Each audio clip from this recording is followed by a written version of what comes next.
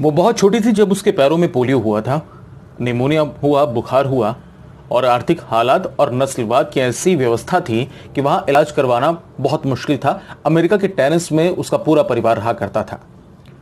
9 साल की हुई तो डॉक्टर उसके पैरों पर पट्टियां बांधा करते थे ताकि वो थोड़ा सा अपने पैरों पर खड़ा हो सके या फिर थोड़ी सी चहलकदमी कर सके। अपने हालातों को देखते हुए, अपनी शारीरिक स्थिति को देखते हुए उसने एक दिन अपनी मां से पूछा कि क्या मां वो कभी चल नहीं पाएगी।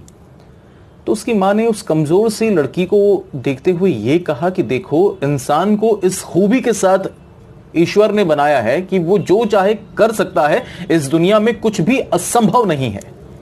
एक छोटे से बच्चे के मन में वो बात बहुत गहराई से बैठ गई। उसने अपने सपनों को बड़ा कर लिया था।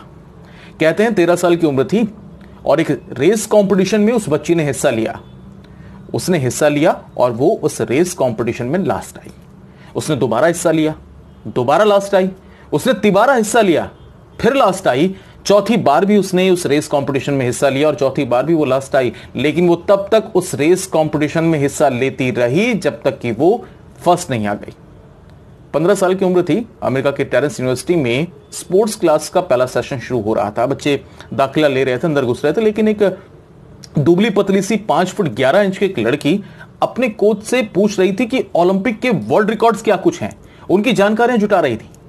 वो कोच थे टेम्पल। दोनों के बीच की कॉन्वर्सेशन को जब वहां बैठे मौजूद छात्रों ने सुना तो वो हंस पड़े। जाहिर सी बात थी, एक 5 फुट 11 इंच की दुबली पतली सी लड़की ओलंपिक वर्ल्ड रिकॉर्ड्स के बारे में पूछ रही है, तो शायद उस स्थिति को देखने के बाद, उस लड़की को देखने के बाद किसी ने उस पर भरोसा नहीं किया और इसीलिए लोग हंस रहे थे। कोच टेम्पल ने जब उस लड़की से बातचीत की और उस लड़की ने अपने सपनों को और अपनी परिस्थितियों को अपने कोच टेम्पल को बताया, जिनका नाम टेम्पल था, उन्होंने उसके सपनों की इज्जत की, उन्होंने उसकी मदद की, उससे ट्रेन किया। और इसके बाद जो कुछ हुआ वो किसी कहानी से कम नहीं था। इस लड़की के लिए एक बार ये कहा गया था कि वो फिर कभी नहीं चलेगी। 4 साल के बाद 1956 में वो ओलंपिक में थी। उसके 4 साल बाद 1960 में उसने 3 स्वर्ण पदक जीते, 3 गोल्ड मेडल जीते और इसमें उसने विश्व रिकॉर्ड बनाया। उसकी ऐसी ही कहानी है जो कि 1960 के रोम ओलंपिक के बाद दुनिया के सबसे प्रसिद्ध एथलीटों में से एक है। 1956 में केवल एक कांस्य पदक जीता। 4 साल के प्रशिक्षण के बाद, पोलियो से 8 साल दूर रहने के बाद उसने उस रेस में हिस्सा लिया जिसने उसे पूरी दुनिया में प्रसिद्ध बना दिया। ये था 1960 का रोम ओलंपिक। वो दुनिया के लिए एक रोल मॉडल थी। वो सपने देखने वालों के लिए एक रोल मॉडल थी। वो कुछ कर गुजरने वालों के लिए एक रोल मॉडल बन चुकी थी।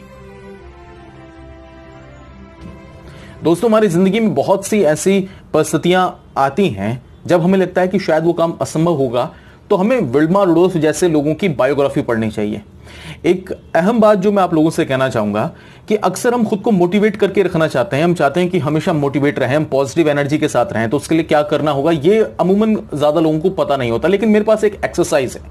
हम रोजाना सुबह उठकर किसी अच्छी सी कहानी को पढ़ें जो मोटिवेट करती हो, या फिर हम विश्व के महानतम लोगों की बायोग्राफी को पढ़ें।